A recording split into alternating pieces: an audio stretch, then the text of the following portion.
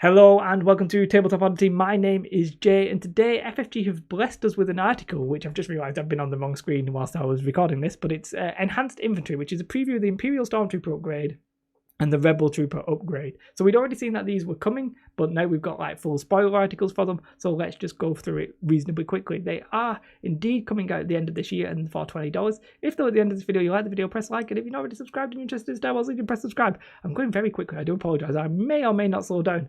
Boom, let's just get into it. So all in all, they're very interesting models for sure. They come like this with 4 models. They're all essentially either heavy upgrades like a new weapon or like a specialist trooper, so it's going to be like a new leader, etc.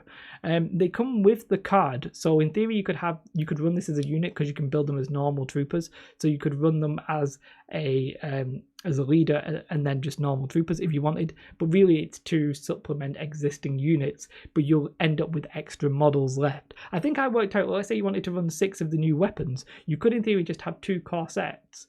And then 6 of these, and you'd be able to essentially do whatever the hell you wanted. Interestingly, they do come with surge tokens and stuff like that, which is and smoke grenade. I'm not 100% sure what gives you the surge token, so we'll have a look at what does in a moment. Oh, they come with the suppression 3. Yes, so let's go through. So they talk about the actual weapons that you normally get. Fair enough, we've already seen those. We don't really need to talk about them too much. But then the new weapons here.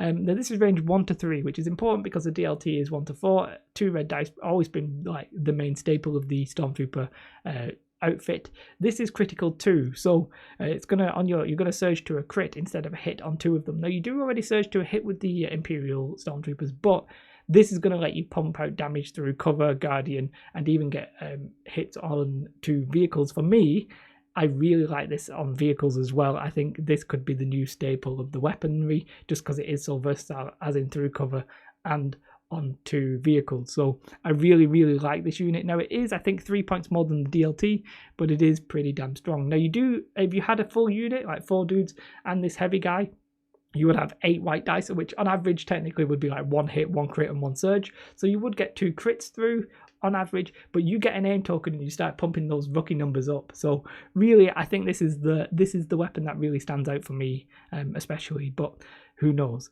Going forward, some people will obviously have different opinions. And then the next one, this is the weapon where there's like almost no downside to it. It's 1 point cheaper, but obviously you get red dice and 2 white dice, but you get range 1 to 4.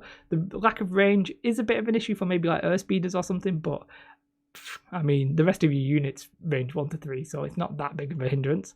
This is just a nice staple weapon. I think if you don't know what to pick and you pick that, you wouldn't really go too far wrong. Being able to do 4 dice at range 4, pretty nice. And then it starts talking about, well, it shows you the 3D models if you're interested in that. And then it starts talking about like the captains and stuff like that. So the captain, he becomes your leader, and it allows you to take the training upgrade, so you will be able to have duck and cover, which is relevant because it's the example they give. But when you activate, you cannot remove suppression tokens, boo-hoo, or be suppressed during that attack. So if you really need to get your action and your 2 actions out, maybe it's the last turn, or maybe you're just like heavily suppressed, boom, that is going to be pretty decent. And it's 11 points for a normal trooper. This is 15 points, so you're only losing 4 points in terms of efficiency, but you get that ability. So in that sense, I actually really quite like it for sure. Moving on, well, that's just showing duck and cover. Moving on to the next specialist, which is the Stormtrooper Specialist. It's quiz in the name. It's another exhaustible card, as was the other one, so you can only do it once, and you get an extra gear upgrade icon. Now you already get gear, so it does allow you to take 2, and the example that they give, I think, is grappling hooks and the environmental gear. One interesting thing about that is that you get to gain 1 aim token or a surge token for 4 points as an action. As a free action, I believe that's the free action side, isn't it? Otherwise it wouldn't really make any sense to be able to do that otherwise. So yeah, that's very interesting. Moving on then, this is just showing you, that's pretty much it for the Stormtroopers. 2 new guys, 2 new heavy weapon upgrades, and the specialists. And the surge tokens are interesting because it means you actually now have a use for surge tokens. Although I don't understand why there's so many, but who knows? Maybe there's something else in there that gives you surge. Who knows? Moving on then to the rebels. Again, the same thing, they list out the 2 existing weapons, but then it also shows these new weapons.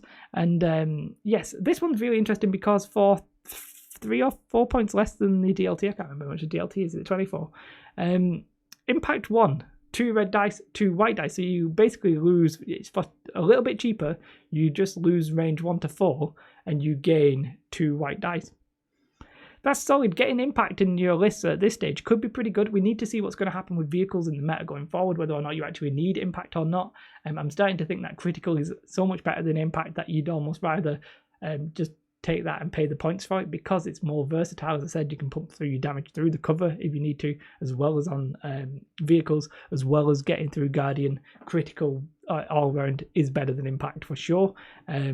But obviously it's going to come at a premium essentially, and that's what the next weapon is. It's range 1 to 4 though, which really does now means that rebels can fight back at a range 4 fight, although things have changed with Tauntauns and extra. Whether or not you even need to is sort of irrelevant to this. 2 black dice though, 1 white dice, critical 1.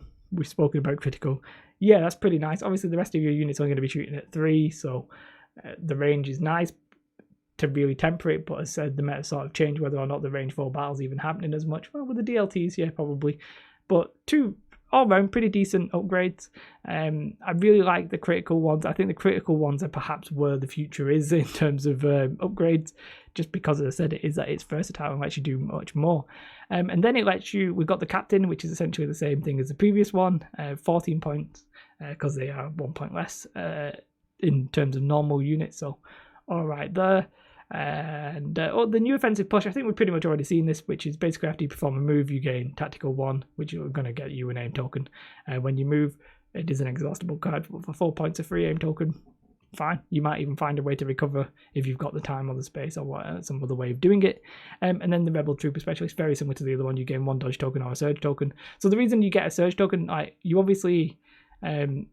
they surge to defense, these guys, was they got an aim token or a surge token. It's allowing you to spend your surge token on the one that you don't have. So these could spend their surge token on the offensive if they wanted.